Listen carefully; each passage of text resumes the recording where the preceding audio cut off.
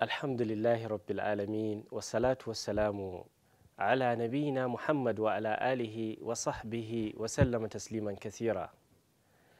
Yan uwa, marhaba, lale a wannan shiri da kundin iyali. Ine mana sallama irin ta addinin musulunci. Assalamu alaikum wa rahmatullahi wa barakatuh. A yau shirinmu zai tattauna ne akan sirrin da yake tsakanin ma'aurata.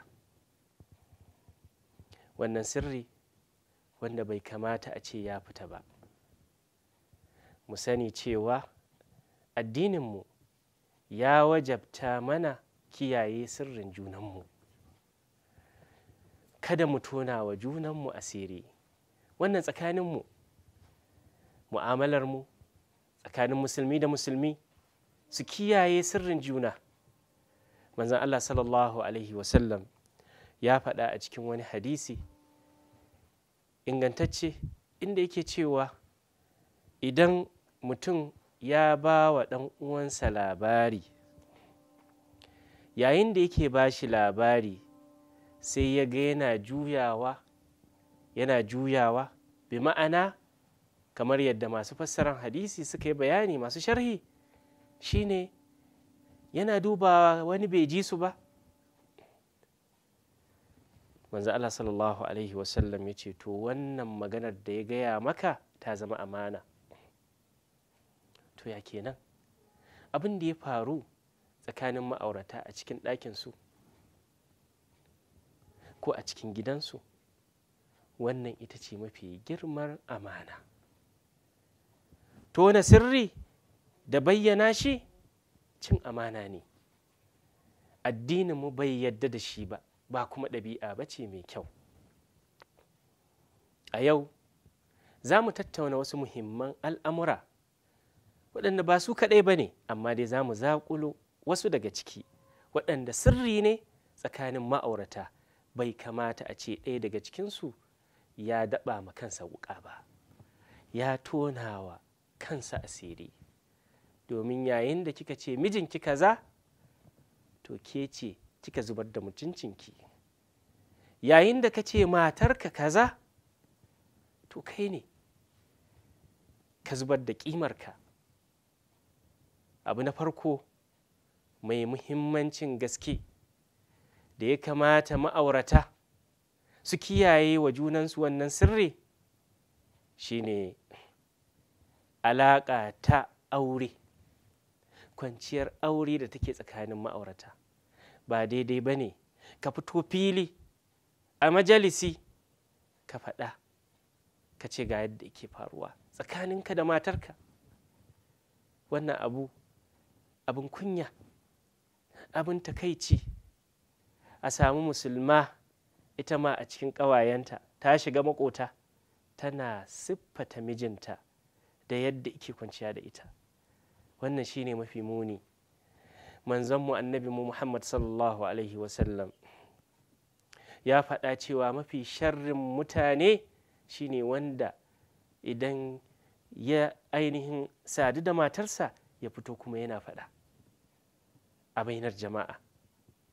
Wata rana manzonmu annabi Muhammad sallallahu alaihi wasallam ya fito ya samu sahabbai suna tattaunawa irin wannan maganar, sai yake cewa la'alla daga cikinku wani ya je gida ya shiga ɗaki ya rufe ƙofa a cikin sirri da sutura ta Ubangiji Allah subhanahu wa ta'ala a gare shi da iyalinsa, amma kuma ya fito waje yana ba da labarin abu kaza ya faru, abu kaza ya faru tsakaninsa da matarsa. Ce kuna aikata haka? Ya kalli mazaje. Ya dawo wurin mata, kuna aikata haka? Wata mata ta tabbata, ya Rasulallah sallallahu alaihi wasallam. Ce to kutankwacin shaidan ne da shaidanuwa suka haɗu a cikin kasuwa bainar jama'a suna aikata irin wannan tarayyar, kowa na ganin su. Kwatankwacin wanda yake fitowa yana faɗan irin wannan alaƙa kenan. Ya yi muni ka fito ko ki fito ki faɗi irin wannan sifa. Illarsa tana da yawa. illolin wannan yana da yawa. A haka sai wata ta yi sha'awar mijinki, tana maganinsa tsirara duk ya wuce, kai ma saboda wauta ka fitar da tsiraici na matarka a wurin abokinka, watakila ma yana zuwa gidanka. Allah ya kiyaye. Daga cikin sirri muhimmi da ya kamata mu kiyaye kada mu bayyana shi shine yanayin samu a cikin gida, halin da ake ciki, ana da shi yanzu, ba a da shi, sirrinku ne, kurfa wa junanku asiri.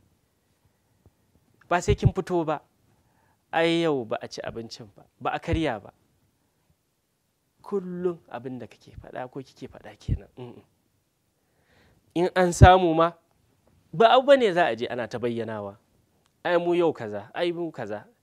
Ki faɗi dukkan wani sirri na mijinki. Yana da fili a wuri kaza, ya gina gida a Abuja, yana da mota guda kaza, ai a'a, wannan sirrinki ne, ba kya buƙatar ki faɗi waɗannan abubuwa.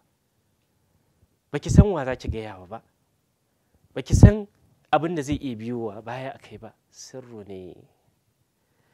Fitar da irin waɗannan abubuwa suna iya haifar da fitina a cikin gida ta inda ba a sani ba. A kiyaye da wannan sirri.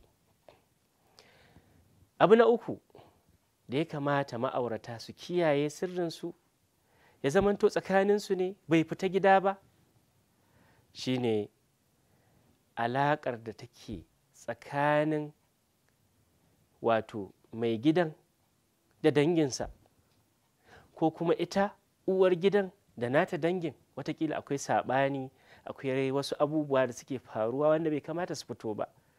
La'alla ya fito ya faɗa miki, ko ki iya ganewa, saboda yanzu kin shiga cikin dangi, kin shiga rayuwarsa, komai nasa za ki iya sani, shi ma zai sani abin da yake faruwa a tsakaninki da dangi, ko kuma abin da yake faruwa a cikin dangi. Na haka irin waɗannan abubuwa su ma sirri ne, fitar da su tonawa kai asiri ne, sannan labari zai iya dawowa. Wa ya faɗa? Ai shi ne ya faɗa, sirrin dangin matarsa. Wannan kuskure ne babba, kuma yakan kawo saɓani a cikin gida, ya iya rusa gida da ake zaune lafiya, saboda rashin kiyaye harshe da tona asirin juna. Wannan yana da muni. Allah subhanahu wa ta'ala ya samu dace. Na hudu, ba daidai ba ne ma'aurata su riƙa ba da labari na alaƙar, misali namiji ya ba da labarin alaƙar matarsa ta yanzu da tsohon mijinta, domin za su zauna, watakila za ta gaya masa wasu abubuwa da suka faru wanda yake sirri ne, shi kuma sai ya ɗauka ya je yana ba da labari irin waɗannan abubuwa. Kar ya ce wai baya da alaƙa da shi, yana da alaƙa da shi. Abubuwa za su iya bayyana, labari zai iya dawowa, sannan kai ma zai iya dawowa kanka. Haka ke ma ba daidai ba ne ki riƙa ba da labarin mijinki da tsohuwar matarsa misali, ko kuma matarsa abokiyar zamanki. Ai abu kaza yana faruwa, ai abu kaza yana faruwa, kina jin daɗi. Zai iya zama akasi, zai iya sauyawa. Labari in ya je ya dawo, wa ya faɗa? Wance ce ta faɗa. Me ribar ki faɗi irin wannan kalmomi, ki tona wa abokiyar zamanki asiri? Shi kika tona ma asiri, mijinki. Don haka irin waɗannan abubuwa ya kamata mu kiyaye su, mu san da su. Sai abu na ƙarshe, na biyar daga cikin abubuwa da ya kamata ma'aurata su kiyaye sirrinsu a kai, shine yawan ƙorafi. Duk inda ta zauna, ai kaza, ai kaza, abubuwa da suke faruwa a cikin gidanta, ƙarami da babba, a wurin kowa. Abin mamaki, wata a cikin taksi zaka ji tana faɗan sirrin gidanta. Ai ko da na fito ma kaza ya faru. Asha, baiwar Allah baki da sirri? Bawan Allah baka da sirri a cikin gidanka? Matsalolin cikin gida, saɓaninka da matarka, ka je cikin kasuwa kana faɗa? Ba daidai ba ne. Waɗannan abubuwa guda 5 da muka faɗa, na farko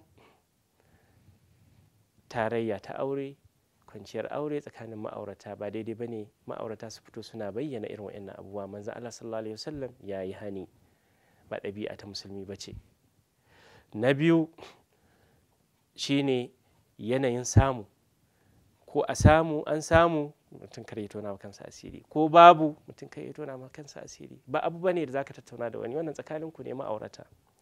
Na uku shine yin bayani akan 'yan uwan ma'aurata, dangi na ma'aurata.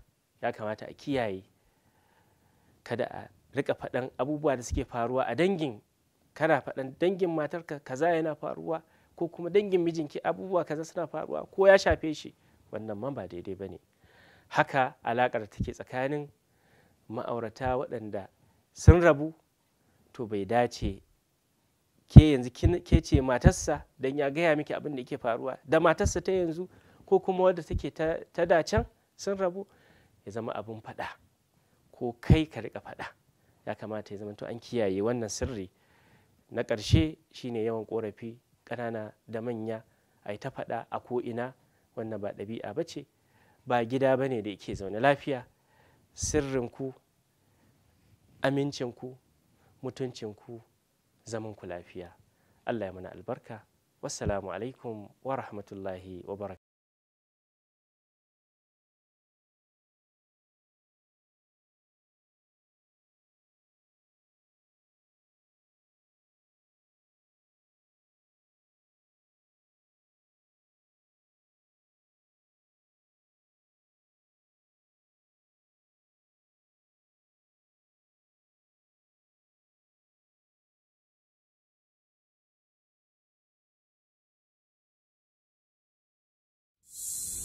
To